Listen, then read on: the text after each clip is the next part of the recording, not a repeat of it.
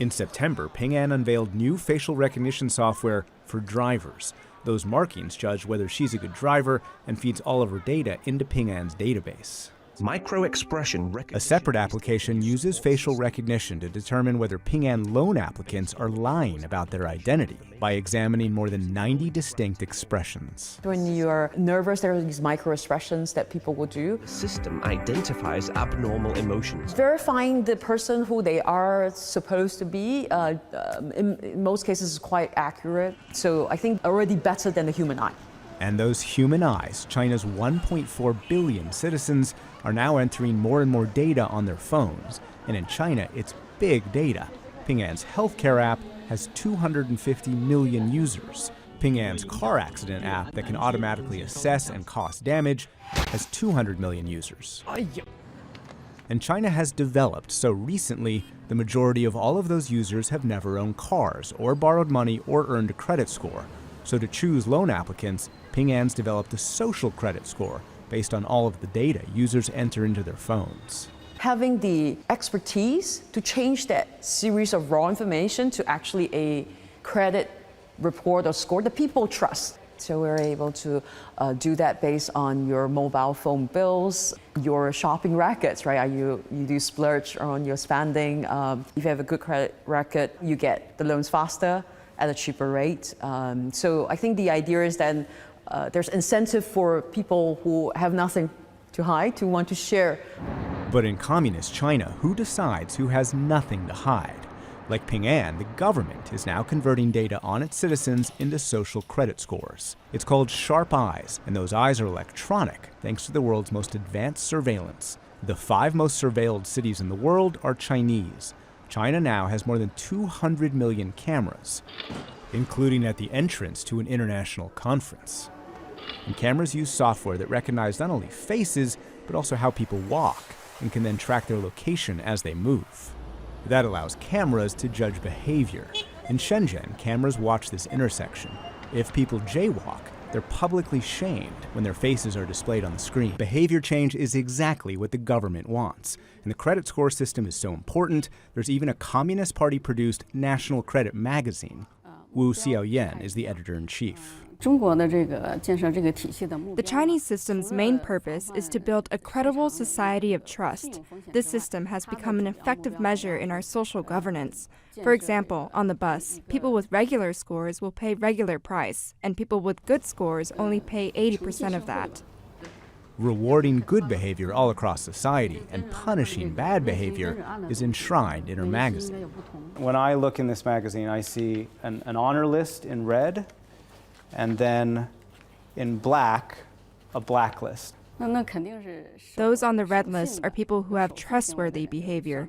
Those on the blacklist are people whose behaviors are not trustworthy. Does it work? Does rewarding people who act well and punishing people who act badly make more people act well? Of course it works. And something about that question made her uncomfortable. She and her staff walked out of the interview and the newsroom, but the microphones were still rolling and recorded their conversation about my questions. What kind of question was that? Don't talk about the government. Talk about companies, businesses. We need to be calm. We cannot refuse to be interviewed. Not too rigid or serious. In Hong Kong, protesters say mainland China is exporting a system of surveillance. So when they demonstrate, they climb up ladders and try and cover up the cameras. And protesters also cover up their faces.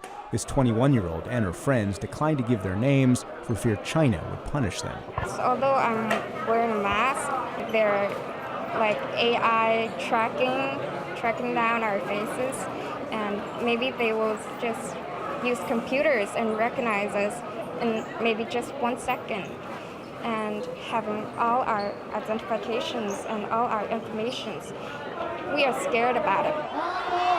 And protesters fear surveillance goes from cameras to inside their phones. They organize these rallies offline because they believe police hacked into their messaging apps.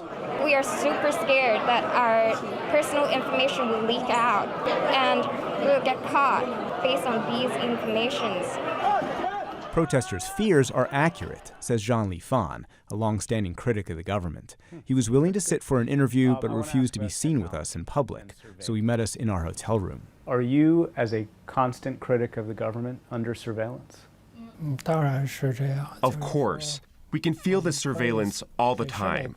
The Chinese authorities use a network of cameras throughout cities, facial recognition systems, as well as various mobile phone apps to monitor individuals. Surveillance is indeed omnipresent. And that surveillance happens automatically and instantaneously. Every day, Chinese citizens send more than 45 billion messages on WeChat, the country's most popular messaging service. If you type in something sensitive, like a reference to the Tiananmen Square massacre in Mandarin, the recipient never receives it. Sometimes my wife and I suddenly can't contact each other.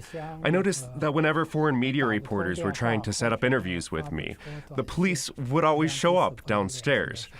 And I've noticed that the police who follow me use the same mobile phones from Huawei. Huawei is a $100 billion phone and technology giant that's the world's largest provider of telecom equipment. U.S. officials describe it as the symbol of high-tech Chinese government suppression and beholden to the Communist Party, alongside fellow telecommunications giant ZTE. As a matter of Chinese law, the Chinese government can rightfully demand access to data flowing through Huawei and ZTE systems. Why would anyone grant such power to a regime that has already grossly violated cyberspace? The Trump administration has mostly blocked U.S. companies from selling technology to Huawei, but the company is expanding its 5G or fifth-generation phone technology, and Vice President Vincent Pang says business is booming.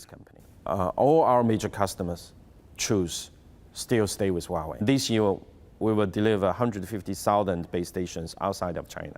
It may look like an Apple event in California, but this is Germany, and the presentation is for the Chinese company Huawei.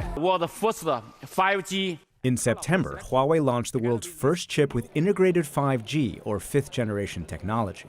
It will dramatically speed up phones 5G. And is designed to connect everything around us, transmit huge amounts of data instantly, and transform entire cities. We're now walking on the floor that touches everything in your city. Huawei Chief Digital Information Officer Edwin Diender shows off what Huawei calls Smart City. Closed-circuit cameras feed into a database with advanced artificial intelligence, and facial recognition can identify everyone, cross-reference license plates, and analyze unlimited information. Diender calls it the future of policing. Where, for example, today, teams manually need to have to look through CCTV camera footage. With a good video cloud analytics platform, you can say, I'm looking for a white guy, blue jeans, red t-shirt, and give an order or a query, almost like a Google search. I can say, find me this black car with this particular license plate, of which I think it is an L or a 7, a W or an M, but I'm not sure. Then the system can look into different camera points, for example, and does it for you. Huawei promotional videos compare the combination of AI, 5G, and surveillance to how a brain processes information to control the body. The U.S. fears that Huawei's information isn't secure because the control is actually the Chinese government's. To have Huawei operating as a 5G network in our country or in our allies' countries, we believe represents a fundamental compromise of our national security and the privacy of millions of citizens. It may actually be billions of citizens. Huawei and other Chinese telecom companies are building 5G and smart cities in more than 65 countries. There will be no let up in this campaign. The government of President Rodrigo Duterte is waging what it calls a war on drugs. It's turned to China for help. In 2016, Duterte traveled to Beijing to secure Chinese government loans that allow the Philippines to buy a Chinese safe city. Huawei sets up safe city solutions. In terms of the benefit of this project to the country, it's immeasurable. Jonathan Malaya is the Philippines' Department of Interior and Local Government's Undersecretary. If we are to ensure the safety and security of our countrymen, we must use every tool available. But how are those tools being used? The government's opponents call the war on drugs an extrajudicial, murderous crackdown that's killed tens of thousands. And they say Chinese technology could enhance government suppression. Francisco Ashley Estadillo is a former congressman. He says Huawei is a front for the Chinese government. Founder and CEO Reng Zhengfei is a current member of the Chinese Communist Party and former officer of the Chinese military. And international researchers say Huawei employees regularly collaborate with analysts from the Army or PLA.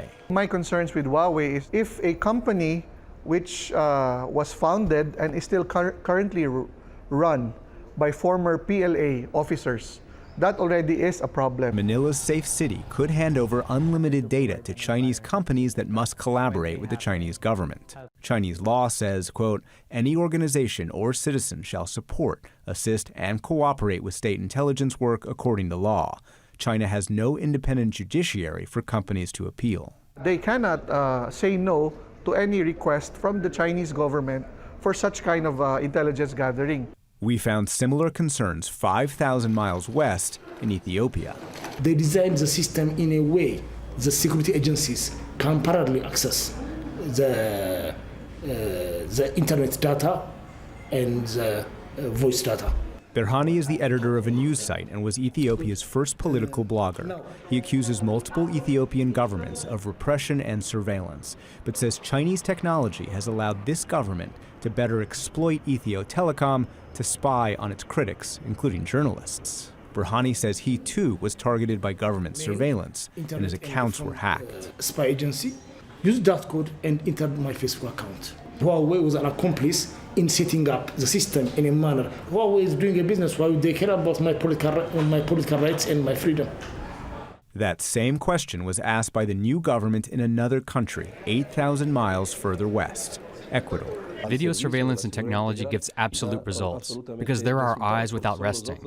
We have saved lives. Former President Rafael Correa built ECU 911 with Chinese technology and Chinese government loans. But the new president, Lenin Moreno, says ECU 911 surveillance wasn't only designed to save lives. It was built with a backdoor to Ecuador's intelligence agency that allowed ECU 911 surveillance to be weaponized against the government's opponents. In this safe neighborhood of the capital Quito, a single camera stands watch and looks right into a specific living room. Retired Colonel Mario Pazmiño was a constant critic of the former government.